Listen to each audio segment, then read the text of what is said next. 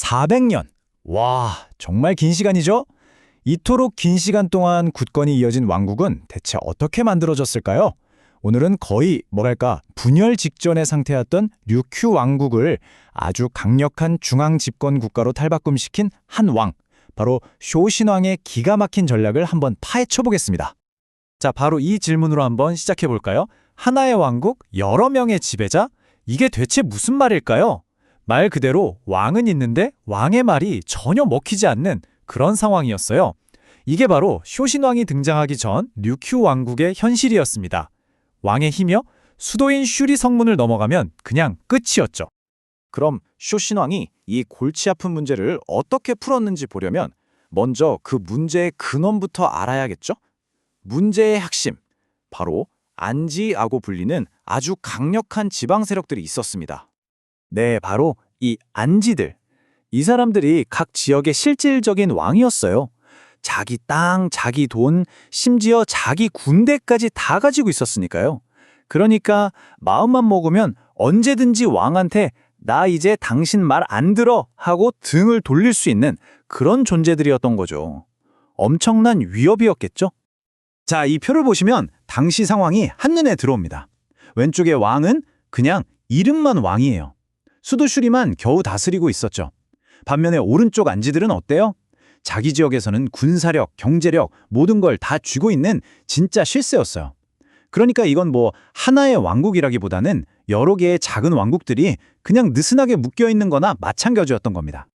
자, 그럼 이런 골치 아픈 상황에서 우리의 주인공 쇼신왕이 등장합니다. 근데 이 쇼신왕은요, 그냥 평범한 왕이 아니었습니다. 뭐랄까, 거대한 그림을 그리는 아주 뛰어난 정치 설계자였다고 할 수 있습니다. 그리고 그에게는 정말 강력한 무기가 하나 있었습니다. 바로 시간이었죠. 무려 50년. 생각해보세요. 50년이라는 긴 시간 동안 왕위에 있었으니까 수백 년 동안 굳어있던 이 낡은 시스템을 완전히 갈아엎고 새로운 나라를 만들기에 충분한 시간이었던 겁니다. 그래서 쇼신왕이 펼친 정책들은요, 그냥 이것저것 닥치는 대로 한 게 아니었어요. 마치 체스 고수가 한 수 한 수 두는 것처럼 모든 게 다 계산된 거대한 마스터 플랜이었던 거죠. 최종 목표는 당연히 지방 영주들의 힘을 완전히 빼앗아서 체크메이트를 부르는 거였죠. 자, 그럼 그 체크메이트 전략, 그 마스터 플랜의 내용이 대체 뭐였을까요? 지금부터 류큐 왕국의 운명을 통째로 바꿔버린 서로가 톱니바퀴처럼 맞물려 돌아가는 5가지 핵심 정책을 하나씩 뜯어보겠습니다. 이 계획을 보면 진짜 대담해요. 일단 영주들을 싹 다 수도로 불러 모으고 무기를 다 뺏고 행정 시스템을 바꾸고 눈에 보이는 계급을 만들고 심지어 종교까지 하나로 통일시켜버립니다. 이 5가지가 어떻게 연결되는지 지금부터 보시죠. 자, 첫 번째 전략, 이게 진짜 대박입니다. 한마디로 경쟁자를 내 옆에 둬라인데요. 이게 뭐냐면 전국의 모든 안지대를 자기 영지에서 강제로 끌어내서 수도인 쉬리로 이사오게 만든 거예요. 와, 이건 뭐 산에 있는 호랑이를 맨손으로 잡아다가 우리 안에 가두는 격이죠. 근데 이 한 수가 정말 결정적이었어요. 생각해보세요. 자기 땅이랑 군대를 떠나왔으니 힘을 쓸 수가 없죠? 수도에서는 하루 종일 왕의 감시를 받죠. 결국 자기 지역의 왕처럼 굴던 사람들이 그냥 왕 밑에서 일하는 월급쟁이 관료가 되어버린 겁니다. 힘의 뿌리가 완전히 뽑혀버린 거죠. 자, 그럼 이제 안지들이 지방에서 싹 사라졌잖아요. 그럼 그 땅은 누가 다스리죠? 권력의 공백이 생기면 안 되니까 쇼신왕은 곧바로 다음 수를 둡니다. 바로 그 빈자리를 채우는 거였죠. 그 해답이 바로 안지오키테였습니다. 이건 뭐냐면 왕에 직접 임명해서 지방으로 보내는 관리들이에요.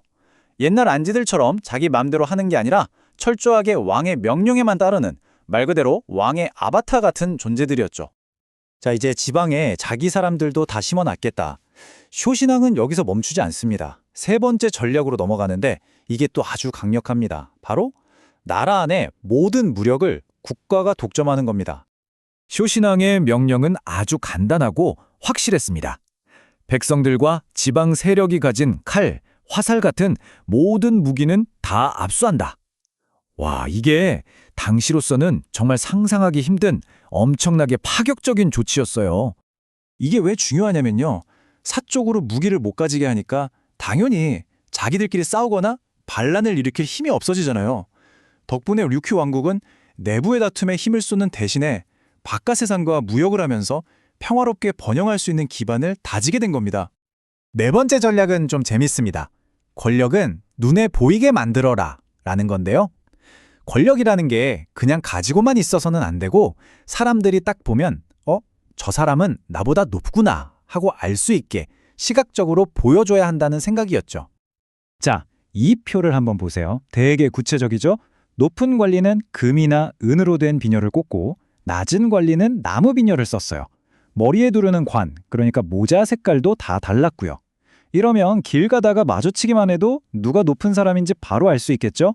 이런 식으로 사람들 머릿속에 왕이 제일 꼭대기에 있다는 이 위계 질서를 아주 확실하게 심어준 겁니다. 자, 이제 대망의 마지막 5번째 퍼즐 조각입니다.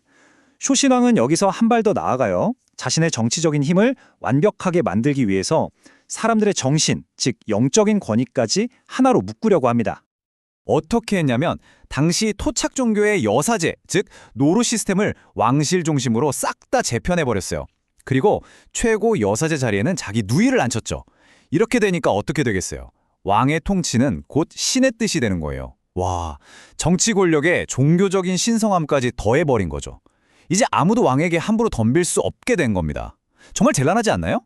자, 이렇게 5가지 정책이 톱니바퀴처럼 맞물려 돌아갔습니다. 그럼 이 치밀하고 대담했던 계획의 결과는 과연 어땠을까요? 쇼신왕이 남긴 유산은 정말 상상 이상이었습니다. 바로 400년입니다. 쇼신왕이 만들어 놓은 이 강력한 중앙 집권 시스템은요, 그가 죽고 나서도 무려 400년 동안이나 류큐 왕국의 굳건한 뼈대가 되어 주었습니다. 1879년에 왕국이 사라질 때까지 말이죠. 결국 이게 쇼신왕의 가장 위대한 업적이라고 할 수 있습니다. 그저 흩어져 있던 섬들의 모임에 불과했던 곳을 평화롭게 교류하고 번영할 수 있는 진짜 하나의 국가로 만들어낸 거죠. 그래서 마지막으로 이런 질문을 던지면서 마무리하고 싶습니다. 어쩌면 평화로운 나라를 만드는 비결은 결국 권력을 한 곳에 모으는 것이었을까요? 이 질문에 대한 답은 여러분 각자의 생각에 한번 맡겨보겠습니다. 오늘 이야기 들어주셔서 감사합니다.